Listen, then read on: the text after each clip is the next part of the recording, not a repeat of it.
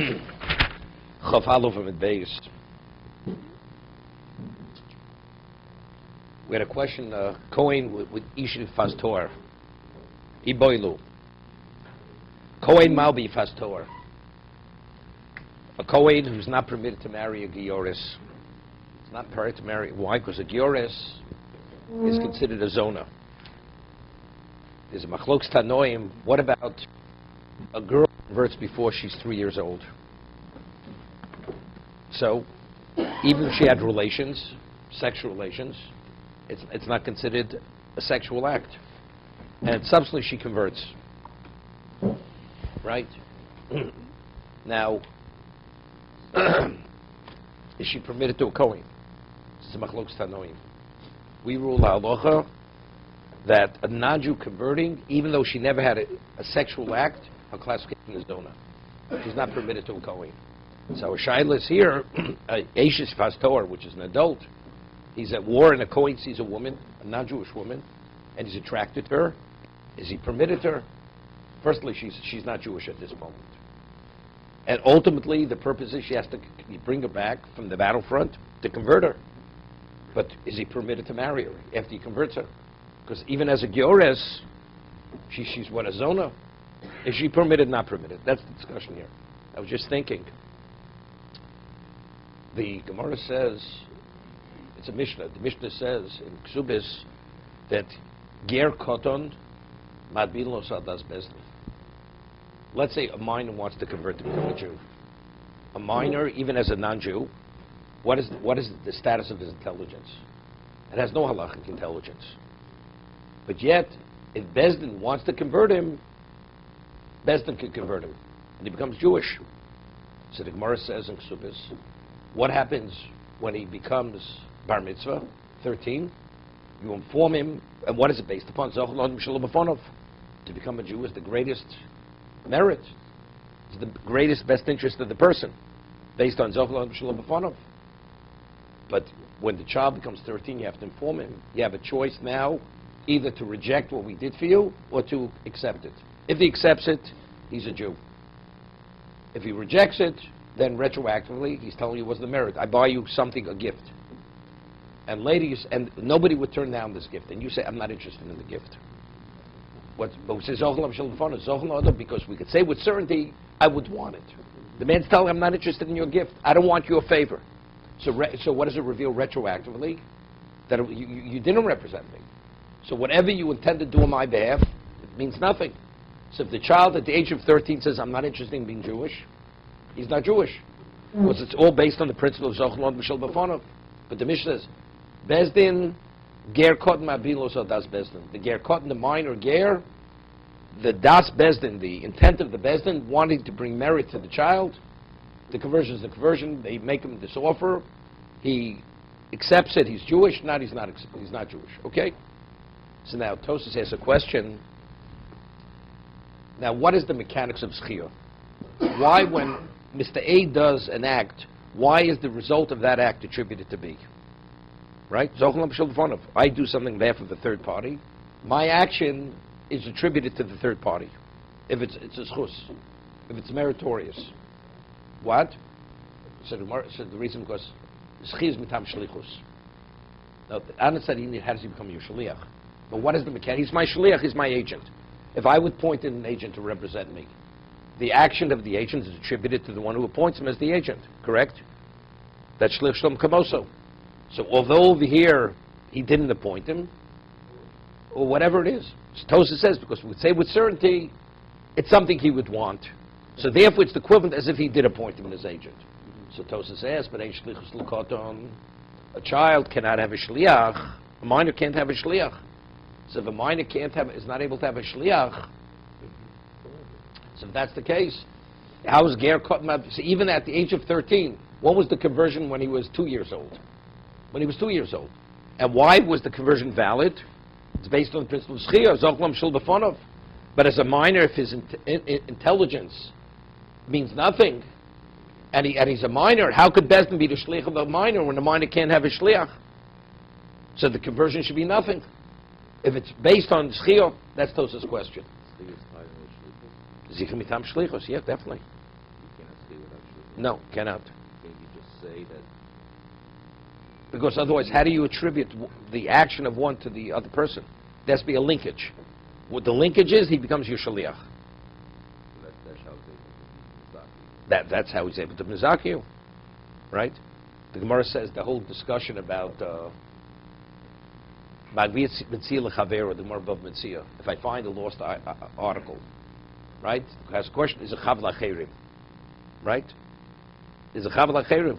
Could you be a shliach where it's a detriment to others, even though it's a benefit to the one who he's representing, who he wants to represent, right? But what about? But it's a detriment to others because by you taking the mitzvah, you're denying others the opportunity of finding the lost article in the street, right?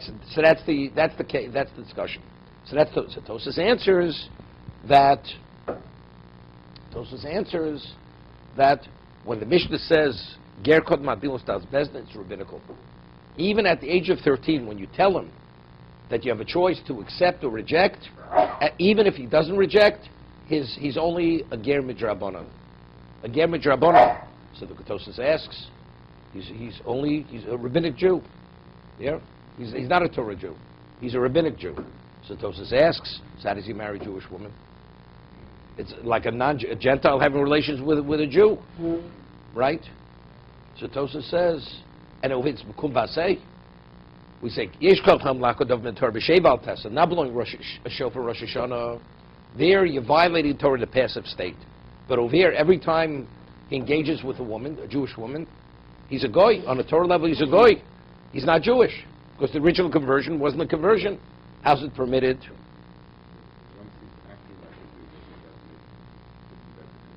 You sound like the Reform rabbi. Just like candles will give you a Jewish name, you're Jewish.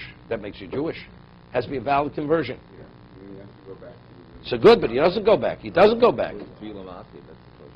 Tefillah is definitely without tefillah. The gerus is not a gerus. It's tefillah with das. There's no das. We're saying the original intent was the bezdin's das, but if we're saying the bezdin's das cannot be attributed to the child because they can't have a shliach, so Tosfos says it's rabbinical. So Tosfos says, so how is he permitted to marry or do anything?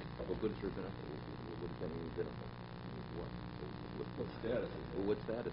He's a rabbinic Jew. He's not a Torah Jew. Which means what? What would it mean? He's not Jewish. I mean, what would it mean?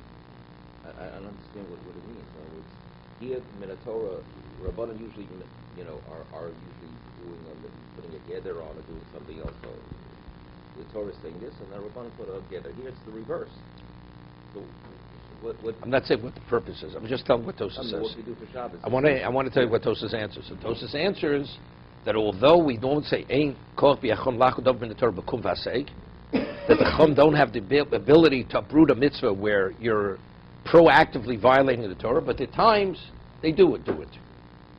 When it says it doesn't mean to say they don't have the ability. They normally don't. But the times where they do it, they can act on this, whatever it is, but that's what Tosfos answers. So the question is, there's a machlokes tanoim, if a girl converts when she's less than 3 years old, is she a zona, not a zona? What's the question? If she's less than 3 years old, why is it a valid conversion? Right? I mean, you have to understand, I'm just mentioning it. We're discussing now, what is the status of a convert? The status of a convert, she's a zona. And that's the reason why a Kohen is not permitted to marry a convert, for that reason. So there's a machlokes tanoim, what about if she converts before she's 3 years old? Since the act, even if she had a sexual act, it's not considered a sexual act before the age of 3. So the question is a non-Jew converting a zona, regardless whether she cohabited or not, or no? So I'm saying, but according to the opinion that it is, but how do you have a ger before she's 3 years old? The gerus has to be later. It's never before. And once it's after 3, there's always a question, she may have had a sexual act. And if then the sexual act is considered a sexual act, so then she's considered defiled. If she's defiled, she's a zona, she's not permitted to the Kohen. Just as a aside. But the question is that she's not because she's a convert. But what's the disqualification of a convert? It has to fit into one of these categories. Right? A grusha is not permitted to a Kohen. A zona is not.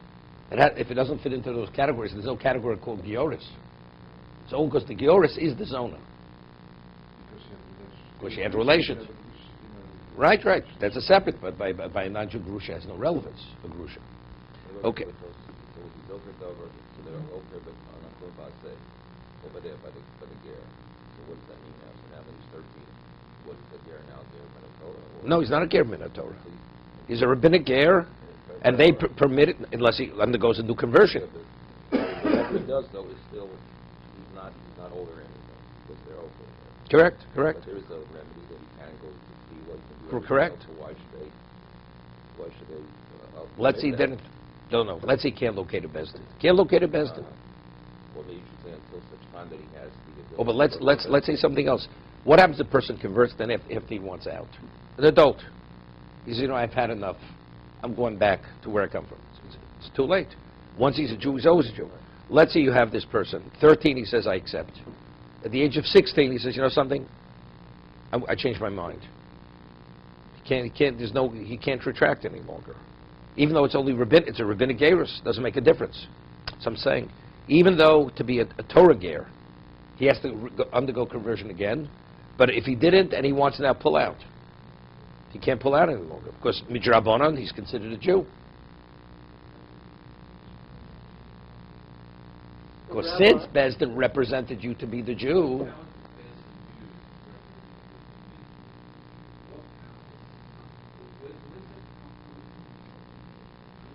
that's the power of Chazal.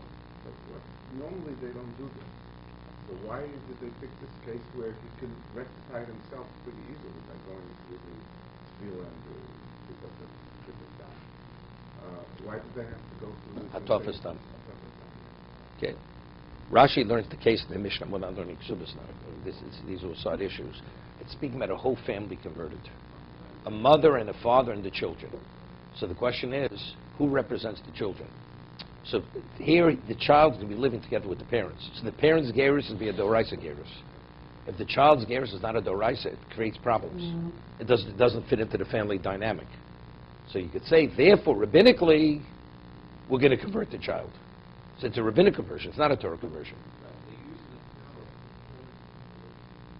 No, I understand that. No, that's why. Because yes, like Yossi says, it's always Limig de Milsa. It's always a fence. What's the fence over here?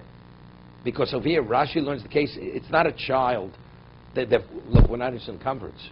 It's only because the child is coming with the family, with the parents that convert. So the question, but who represents the child? The answer is the Bezdin represents the child. That's all no shel b'fanav. But if Zchi is Matam Shlichus, and a minor can't have a Shlich, so how do we work it out? Doesn't make a difference. But based on the family dynamic, they stay together.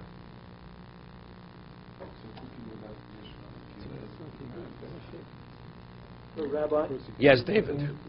This infant girl that was converted this way, she grows up, she has a child, a son, or let's say a daughter.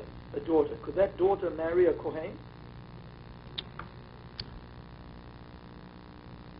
We treat her like a full Jew. But now you're dealing with a drabanon on one Doesn't make a side, difference. Why is this? on the other side. Why is it any different than this child growing up marrying a Jewish woman? Why is it different? Kohen is a question of a lav. This is much more serious. A Jewish woman marrying a non-Jewish man, it's a female. A Jew marrying this woman who at the Torah level is not a convert. What's going to be a child? Is a child Jewish? Is a child not Jewish? Well, that's the question. He's rabbinically Jewish. According to Tosas, it's only unless the woman undergoes another conversion as an adult, it's only a rabbinic conversion. So the child rabbinically is recognized as a Jew. So a Kohen could marry this. What we have to talk about? Let's talk about is a Jew permitted to marry this convert? We'd have to go to the Kohen. Is he Jewish or not Jewish? He's Jewish. Okay. So we say yes. According to Tosas, yes. I mean, the others say differently. We discussed. The question is, if you learn like Rashi, we discussed that Zochen Lo Shlomo Fonov is what that the Torah makes the shliach, right? Where it's an absolute schus, where it's an absolute merit.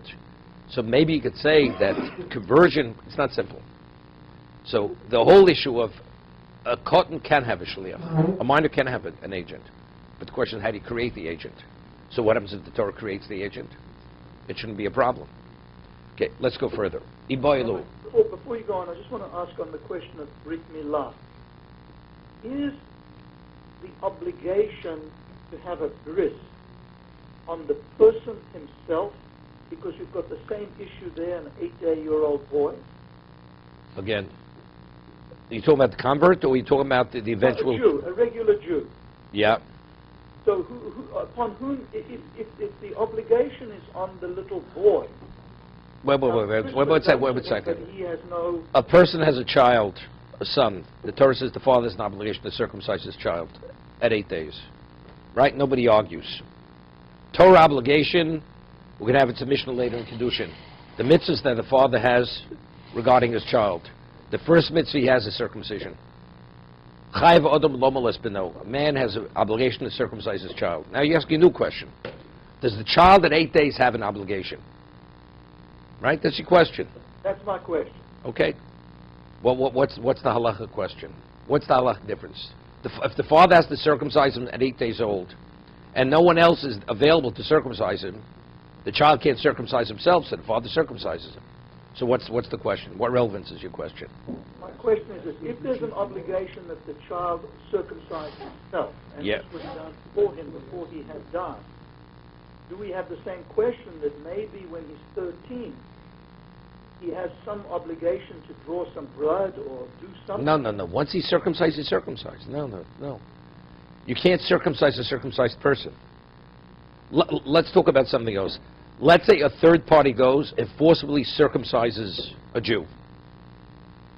You're going to tell me, does he have an obligation to let blood? The only reason why you let blood, what we call hatav stam bris, is because the circumcision originally wasn't considered a circumcision. But once he's circumcised, letting blood means nothing. It represents circumcision. No, I understand that the physical act is done. But, for example, in Sukkah, if I left over my schach from 1 year to the next... That's a different halacha. I have this concept that I have to lift it. I have to do some sort of an It's action according to to make it Yerushalmi, because there's a mitzvah every year to build a sukkah. To build it. That's all because there's a mitzvah to build a sukkah. Right? That's the reason. There's no relevance to this. Well, sorry. I just want to get back to what David just to say. There's a question. We had a Mishnah in Chulin, if you remember, that if a person... Jay, I want you to hear this. Okay? Normally, you could hear it tomorrow, but tomorrow it's not so clear if you'll hear it. So if a person has a mitzvah, father has a mitzvah to circumcise his child, and somebody goes and steals the mitzvah, the Mishnah says there's a rabbinical penalty, he has to pay asar azuvim. We penalize him, he has to pay 10 gold coins. Right? So the Gemara has a whole discussion, what if birchas hamozon? Person is going to bench, and somebody goes and steals the benching. So does he have to pay 30 or 40? Right? Because you have 3 brachos d'oraisa, 1 bracha d'rabbanan. There's a whole discussion in the Gemara. Okay? So there's a question, there's a famous rush over there.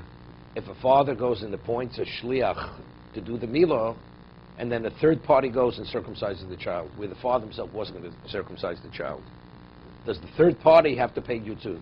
It's the whole discussion in the rush. So the rush says he doesn't have to pay. Does not have to pay.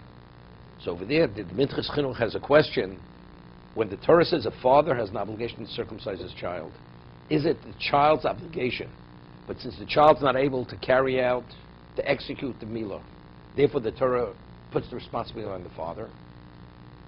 But really it's the child's obligation. So now what happens? Now the child becomes an adult. And now there's a disagreement. Who should be the moel? The father says A should be the moel, the child says B should be the moel. Whose position is given greater value? So if you say it's the father is only really carrying out the obligation of the child, so it's really the child is the one who has priority to designate the moel. But if you say no, it's two separate, independent. The father has an obligation to circumcise his child. It's not that he's carrying out the obligation of the child because the child's not able to carry out his own obligation. As a result of that, right? That's the Minchas Chinuch. So what you're bringing up right now is a question which is, he doesn't leave it resolved. He leaves it unresolved. The question is the chiyuv of Av Chayv Labetz B'do Torah. A father has an obligation to teach his son Torah. What happens if the child doesn't teach his son Torah? So the Rambam says that once the child reaches an age of intelligence, he has to teach himself, because that's his personal obligation.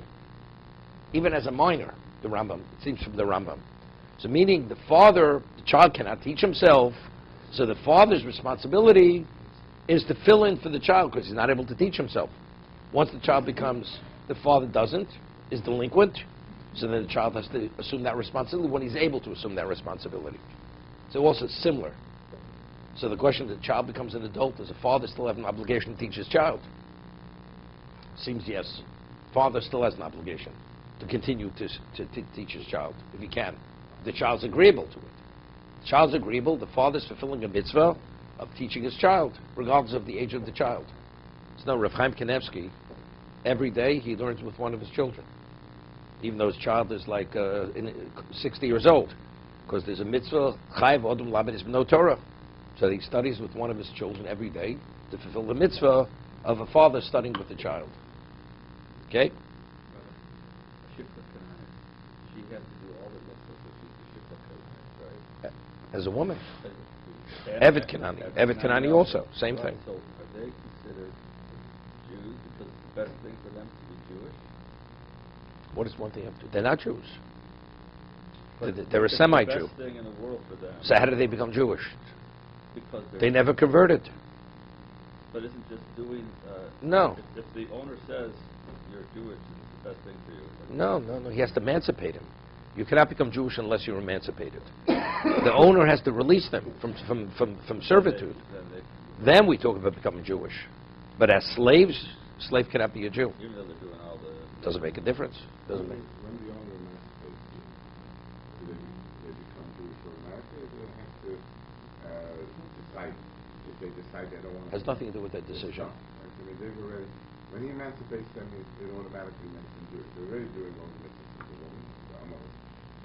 Everybody agrees they need tefillah. Right. Let's say Evet's he's not. No. Let's say he says, I'm not going to the mikveh. Right? So he's not a full Jew. Now the question is it a Drabanan, the tefillah, or Doraisa? We'll discuss this later in kiddushin. It's not relevant right now. Iboilu. Kohen Malbi Fas Torah. Is a Kohen permitted to engage with a Fas Torah? He's in the battlefront, he notices a woman he's attracted to. Is he permitted to cohabit with her? Do we say chidushu? It's a chidush. Loshno Kohen, Loshno Yisrael. Right? You're not permitted to have sex relations with a non-Jew. So if we permit the Jew, you should permit the Kohen, the ordinary Yisrael. Odilmano, shiny Kohanim, hov ribem mitzvahs yiserus. A Kohen being of special status, the restriction, we restrict him. We don't want him to be violated. He's violating himself. Ordinary Jew is not that special. We permit it. But this Jew being the special Jew, the Kohen, we don't want him to. But it has nothing to do with it. It has to do with the Yetzer Hara. Well, the Gemara is going to come to that. The Gemara is going to discuss that in a moment. Rava Mamuter. Rav says it's permitted. We don't differentiate between the Kohen and the ordinary Jew. Shmuel Amarosa. The Gemara says like this. Okay, so this addresses what you're bringing up. The first time having relations, everybody agrees. Even Shmuel agrees it's permitted. Why? Because why do we permit it? Because the desire is so overwhelming, the person can't control himself. So if that's the case, we don't differentiate whether he's a Kohen or ordinary Jew. Yisrael, the question is he permitted to marry her? When he brings her back from the front and she undergoes the process for conversion, is he permitted to retain her as a wife? Do we say only the Yisrael, but not the Kohen? Or do we say, no, we don't differentiate? She's a shiksa, she's not Jewish. First time he has relationships, it's on the battlefront.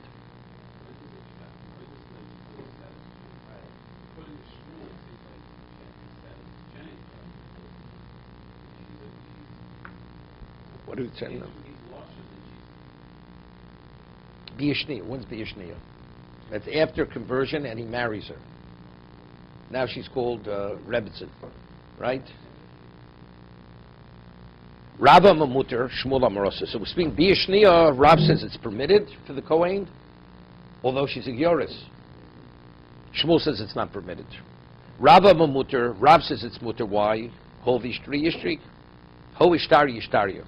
Since, as we allowed him to have relations with this woman, although she wasn't permitted to him, despite the fact he was a Kohen, once the Torah permits her, and we treat her as a permitted woman to him, she's permitted through the whole process. Shmuel Amar Oser. Why? Tavi lo giores, giores lekohen lechazio. Now, what's the basis for the machlokas? Hold ishtri yishtri or ishtari ishtri or not? What's the machlokas? What would you say the argument is? No. We're saying we're saying B'ir Rishon is permitted. Everybody, nobody argues B'ir Rishon. But Shmuel said No. The Gemara says no. Keep B'ir Shniya. We know everybody. B'ir Rishon, everybody agrees it's permitted. This is the first version of the Gemara. Even Shmuel agrees it's permitted. They're arguing B'ir Shniya, which is after she's converted. Is he permitted to marry her? When B'ir Shona, does he have to have an intent to marry her? A consideration to marry her. Consideration to marry her. So if it's permitted to a Kohen, and he has consideration, I mean, he can only have a consideration. We if didn't he's discuss. allowed to do this. We didn't discuss yet about the consideration to marry. That we'll discuss the next page. We'll get there.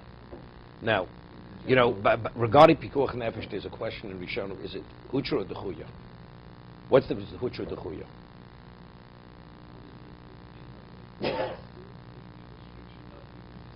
Meaning, in this state, the Torah cancels it. It's permitted, 100% permitted.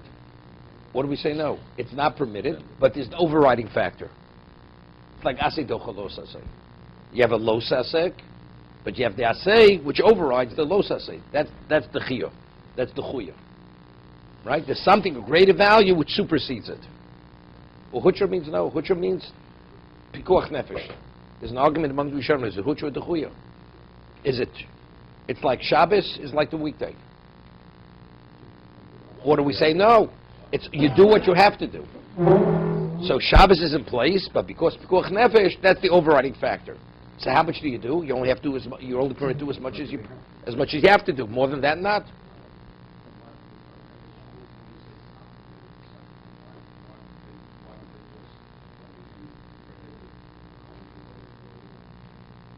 What happens if he's on the battlefront?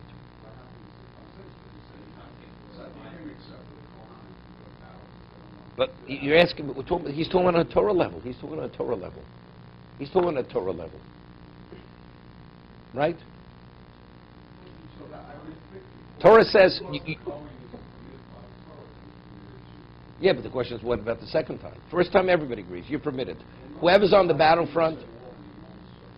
Exactly. It's only because of the circumstance that permits it. So when we permit it the first time, do we let it continue? I mean, factually, the conversion is a very inferior conversion, because really she's being forced to become Jewish, but as long as she doesn't oppose it, right? But what? Of course she's a married woman. No, okay, we'll see. Because of a circumstance, she has no choice, and she agrees. Although she doesn't say rotzani. One second. Let's talk about what I'm talking about now. We're talking about dechuya hutra.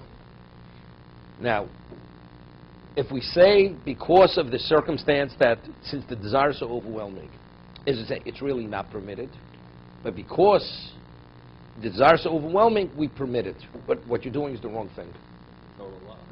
But the Torah says we're not going to hold you accountable for it. Although you're doing the wrong thing, we're not going to hold you accountable for it. Wait. That's what we don't allow it a second time. If she undergoes the conversion, yes. Otherwise, it's not going to be permitted. Right? I understand that. But if you want, We'll get there. We'll get there. We'll get there. No, because you let me tell you, because you violated the woman. The Torah says it's almost cruelty. Unless you give her a chance to become your wife, it's like you're treating her, you're just discarding a human being. A Jew is not permitted to behave like a predator. So the Torah says she undergoes a situation, she could become your wife. So it's not you just raping her to rape her and then you just discard her. Okay, that's the concept. So initially you're doing the wrong thing, but because of the circumstance, that becomes the overriding factor. That's the reason why we're permitting it. So if that's the case, even the Kohen, we're not going to let it go beyond that point. We're not going to say, Hov Yishtri, Yishtri, because even when you did it wasn't Yishtri. Or do we say, no, it's Hutra? Because of the circumstance, it's permitted. Once the Torah removes the prohibition, it's not you doing the wrong thing. It's permitted. So that's the reason why you can go all the way. That's Hutra. That's the argument over here. Is it wrong, but we have no choice, therefore we're not going to hold you liable for the act? Or they say, no, it's totally permitted. If it's totally permitted, so that's Rob, you're permitted to convert her. And to marry her, although she's going to be a Gioris. Shmuel says, no, that's not the reality. Reality, it's wrong, but we have no choice. So there's no liability. So therefore, there's no conversion.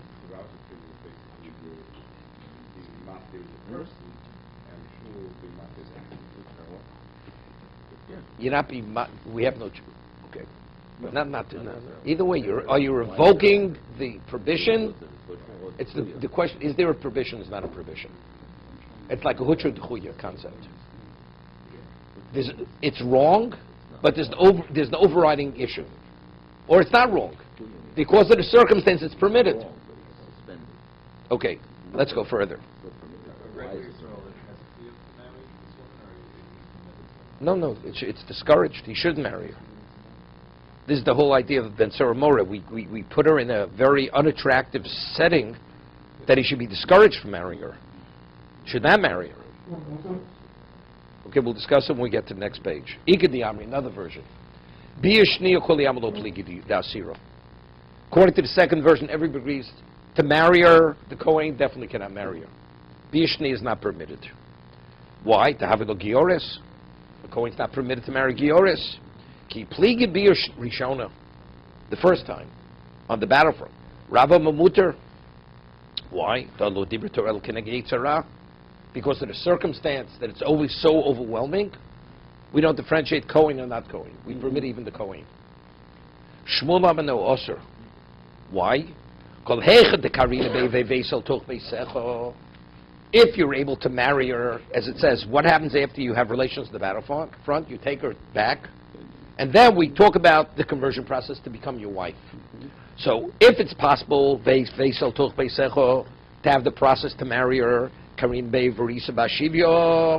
we say then it applies when you see that woman and you attract, you're permitted to have relations with her, even as a non-Jew. But if the Torah says, but if you're not able to marry her, you're not able to continue the process, so the first stage is not permitted. The first stage is only permitted if there's going to be a follow-up. But if the follow-up is not possible, the Torah doesn't permit it, despite the fact that it's an uncontrollable situation.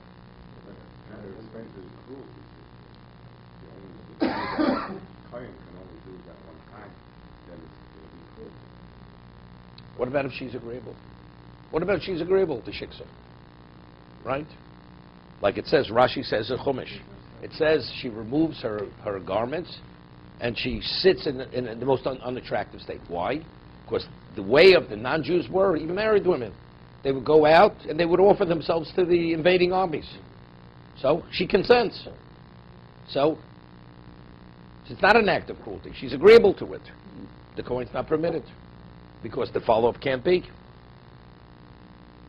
Meaning, even within the context of overwhelming desire, it's only permitted if there's possible a follow-up. Or there's a consideration for a follow-up. There's no consideration, you can't behave like an animal. That's totally an animal. To succumb to your animalistic instincts without some degree of maybe kedusha later, we're not going to permit this. Control yourself. You have to behave yourself.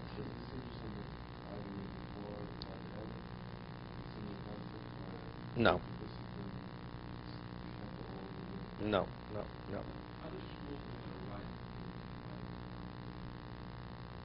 No, it's not limited. So the Kohen, No. Only for the Kohen. No, it's because Torah says Vayishlach toch beisecho. Once It completed. says Vayishlach toch beisecho. You have relations, then you take her. We're saying the second, everybody agrees you're not permitted, according to Dika Diamri. Even Rav agrees the second act is not permitted. So the first act is contingent if there could be a second. When He's negating the Yitzhar totally. So it's not an issue. according to Shmuel, Yes. yes, Yitzhar is not an issue. Right. So weren't the Kohanim the first on the front line, though? Weren't they always on the front line? It says the Kohen Mashiach. Meshuach Melchama. Meshuach Melchama went out. Maybe he had an entourage of other Kohanim accompanying him, but from what it says in the Torah, it's not clear. He was the only Kohen on the battlefront.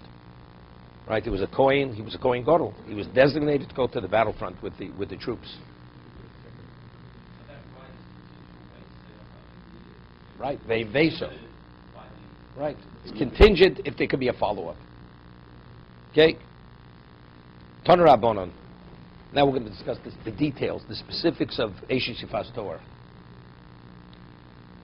Re'isa Bashivyo. It says you see her in captivity. B'shas Shviyo. When do you have an interest in her? You have an interest in her, meaning on the battlefield when you're taking her as a captive.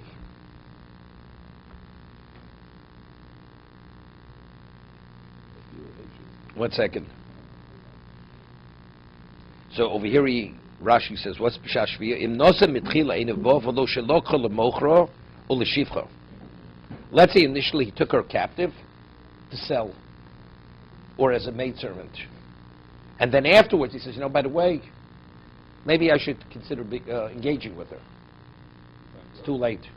It has to be when you take her into captivity, you have in mind immediately to consider her, to take her as a wife. But originally, when you took her into captivity, your mindset was to sell her or to be your maidservant, and then you want to have a change of mind. You can't have a change of mind any longer. It's too late. This is pre-act.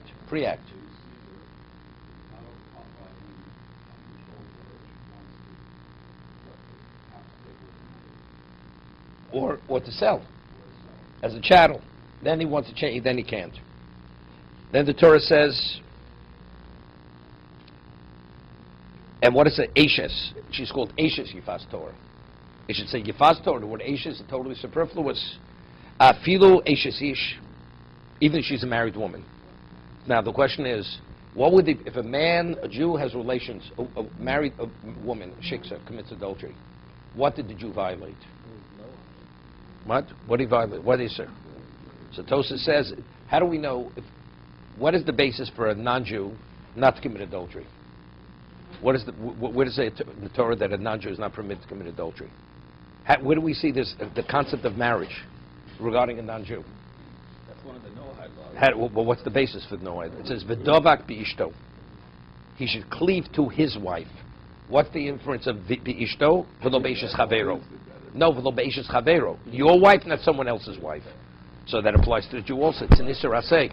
So if the Jew has relations with a non-Jewish woman who's married, normally it's a Torah violation, not only because she's not Jewish, because she's a married woman. Right. What's the prohibition? Isser Aseh. Okay? No, even a married woman. Afilu Eishes Ish. The Torah says it's permitted, so how could it be considered Gilei Arayos? Right? Yifas Torah.